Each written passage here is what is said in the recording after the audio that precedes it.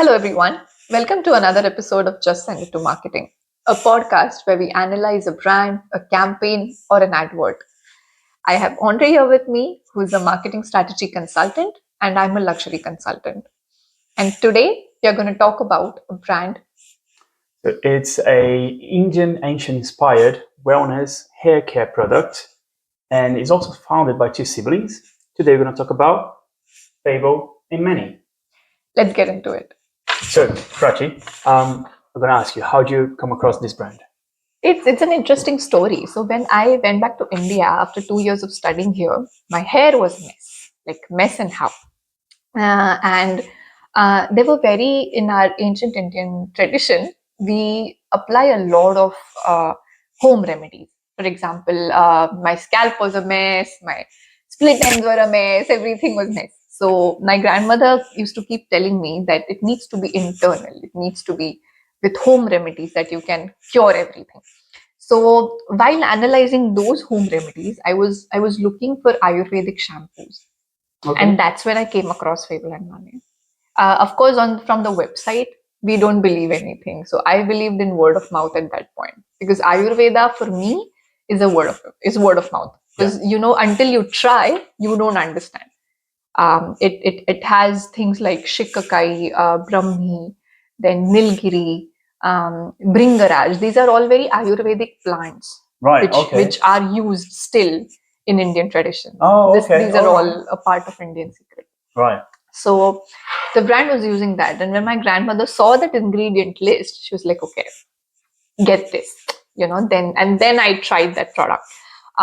It has it, when you open it, it has a typical smell of Ayurveda, which I really liked, because nowadays with everything and the chemicals and everything, you only smell the chemicals. You don't understand what is the core ingredient of that shampoo or conditioner. So that was a thing with Fable and Mane, and that's when I came across it. And it's a huge growing startup. So I was like, we can talk about it. Yeah, so you always started with your grandmother. Yes. So she chose the product based on the ingredients, Yes. not the brand positioning, not the brand visuals. It was purely because they were basically Ayurvedic. Promoting the real ingredients. Yeah. And that it's part of the Indian tradition, isn't it? It is, because there were lot of times when I was younger, she used to put the juice of onion and grill, grind the curry leaves and then put a bit of yogurt in everything. Okay. And then she used to apply to my scalp. Wow. And for some reason, the effect was so different than when I use a conditioner and the effect of it right now. So that's when I realized that it has so much of importance, it has so much of significance, that if you apply everything and apply this science, modern technology, it can do wonders. And I think that's what Fable and Mane are doing. Oh, that's really nice. Yeah. It's really interesting to see how they kept the traditions and brought something that was, I don't know, thousands of years old. Yes.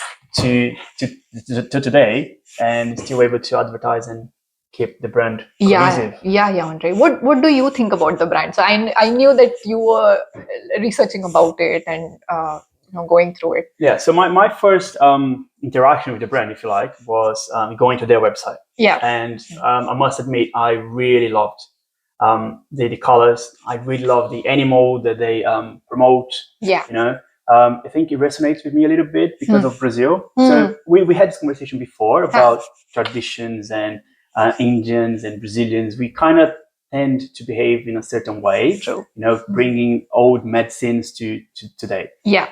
And that's the vibe I got from the website. It was instantly something that put me back home. Yeah. And then browsing on the website, I think the product selection is great. It's really easy to navigate. They have a really big CSR part. Yes. Yes. And it's really, really great, beautiful what they do. Yeah. And they, of course, the sourcing is I forgot the word. It's actually organic. Like, for example, what I like about them is they have kept our heritage alive. Yeah. But at the same time, they have added elements for visibility, and that's what I like about them. So that it's a combination of Gen Z and it's a combination of tradition.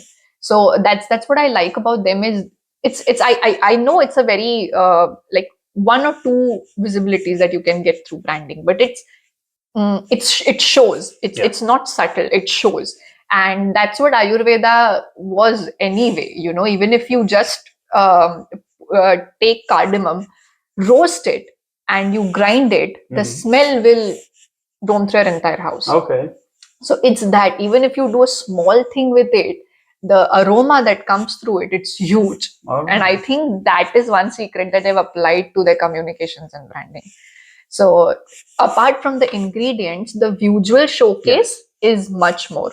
Second, when you say about their sourcing, I think it's organic sourcing, because they have used small things like massagers.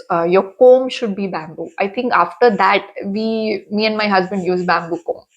We don't use a plastic comb anymore. Okay. So, and trust me, you see the difference. Okay. I'm gonna try then. Yeah. You should get that bamboo comb, and I didn't realize the importance of that unless and until you read about it, or you feel it yourself. I think we covered one theory here only. Unless you touch and feel the product or you use it, you don't understand it. Other theory, marketing theory that's really clear on their website is social proofing. Yeah. Because in every page they have that kind of Instagram grid, and with people talking about the product and using the product. They do a lot of Instagram influencer marketing. Yeah. But when you take that and go check the reviews or comments, you tell that they do deliver what they promise. Yes. Because one thing is to use an influencer, and the other thing is see the real reviews. True. And when I looked on a few different websites, and I went through the influencers' profiles as well, and most of the comments are positive. Yeah. It's really kind of, it's a great product. Yeah. I'm happy to have tried. I want to try that one now. So people are raving about it. Yeah. It's a growing hair care brand, and one of my close friends, she was like, "I would love you guys to talk about it." So, and I'm like, "Yeah, why not?" It's one where the good thing about it is the next trend, like the biggest trend of 2024 in beauty is hair care. Okay. More and more people are realizing the importance of hair care. More and more people are starting to be aware of what hair problem they have. For example, I had a scalp problem. So I knew that the problem is specific. And what Fable Mane does is to target that specific problem. Okay. It's not for everyone. So I think that also comes in their cons. That it's not for everyone. Yeah. It has products for very specific kind of problems. So I think that's where it is. And at the same time, the price point is a bit higher. It is. Yeah. They position themselves a little bit more on the premium side. On the premium side of things. Yeah. And you can see that premium price come across on the packaging as well. Yeah. Because it's really, really impressive. Yeah. What could you find another theory? Because we talked about two already. Yes. It's social proofing, as you said. It's one of the biggest theories. The second is, the affect heuristic. Okay. We studied about heuristics. Yeah. And it's the instant reaction that you get. So what they do is they're trying to get us back to the nostalgia that Indians have. Going back to what their grandmother used to do, going back to masala tea, for example. That's a basic Indian thing. But when you add cardamom and clove and everything, that adds up to a certain spice, right? So when you smell that aroma of it, you go back to your childhood days. For example, I go back to my childhood days. So they're trying to target that. So that's affect heuristic, when they're pushing nostalgia to you, and you as a consumer unknowingly are grabbing it. It's really is, because I remember we studied this together, and when you play with a sense in marketing, with the faster way to bring a memory is through your sense. Exactly. And if a brand can bring that, you're going to remember. So like you say, when you open product, that instantly brings some good memories for your childhood, or any other happy memory that you have from being back in India. Yeah. And it's really, it is important for them. It is. I do hope that as they grow, because they are growing, they don't lose that touch, because that happens. We've seen that happen before. True. With other brands. With other brands, As the bigger you get, the less attached to your root you are. True. For a brand, it's really important, especially a brand like them. It's important for them to keep very, very close to the roots and to the True. I think that's one of their USP, and if they shouldn't lose on that, because that's one thing. Another, I think we talked about touch and feel thing. So that's the embodied consumption theory that we are applying there, where I agree, like, you're saying that it's good online, people are talking good about it, but I still don't believe it. I won't until I use the product myself. So that's the embodied consumption. So when I touch the product, I go back to my emotions. I don't when I see it, but I go when I touch it. Correct. That's a difference. Yeah.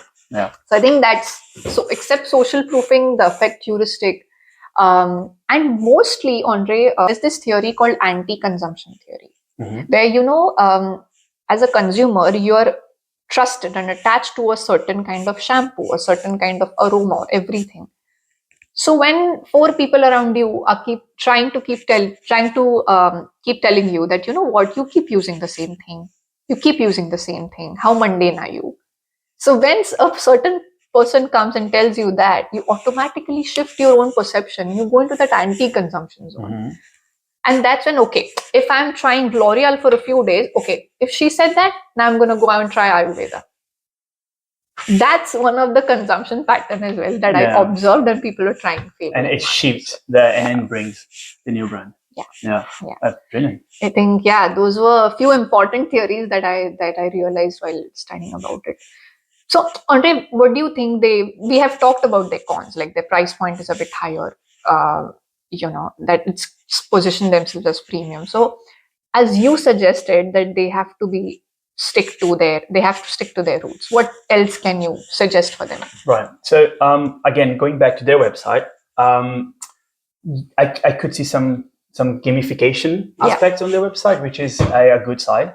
I wanted that to be a bit more explored. It's a small side of the website. You have to click and have to find. And then again, we've seen that before. Gamification now, it's taking brands to the next level, because they make you go and you click a button, roll the dice, get a discount, and you're going to end up spending when you were not expected to spend. So I would explore more the gamification on the website. Even though it's already good, I would explore more. The ethical sourcing and all of that, and the CSR initiatives. It's difficult to find on the website, even though it's great, it's there. I would like to see the results of it. The landing page is beautiful. The photos are incredible. But again, the siblings, the founders, they are very likable people. When you see the photos, you already like them. I want them to be more on that and do videos about it, the project, talking about it, and giving results, real results. Right. Because me, from an outsider, it all looks great, but what is the proof? I want to see proof that the work they're doing, it's bringing results. Again, just to keep pushing the efforts in the company forward. And one last suggestion for them would be tackle the social media comments. Even though there's a lot of people talking good about them, there's loads of questions as well. People asking about when, for example, when this product will be back in stock, or can I buy this and ship to America? Those kind of questions, which is they're genuine questions from consumers, and no one's replying. So if I were them, I would definitely look on getting my social media. It is visually great, but I need to interact with my public. I need to interact with not my consumers yet, but they want to consume my product. So definitely invest some time and that on the social media. Correct. Right. Amazing. That's nice. So shall we do a quick SWOT like we always do? Yes, please.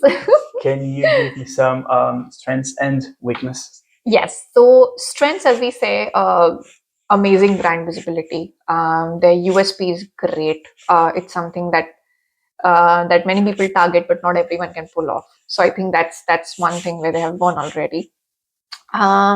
Great consumer reviews as well. That's a plus point, because if reviews are not, there's no social proof.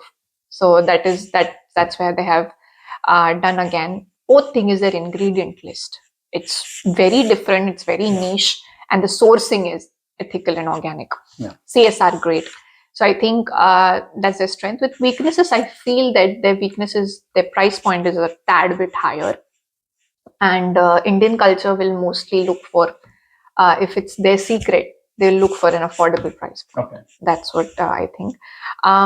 Again, weakness is their long-term research is a bit dicey, I feel. For example, they're targeting certain problems, but what are the long-term effects of it? So I think that can be researched more, that you can use this product for more than 10 years or more than 5 years or things like that. And the third thing is it's not available to everyone. Only certain people can use their products if only they have problems. So I think that's where one thing, because they have a subscription service, but their subscription service won't be applied to everyone. Not everyone will be comfortable doing that. So yeah, I think these are few weaknesses, some opportunities and threats.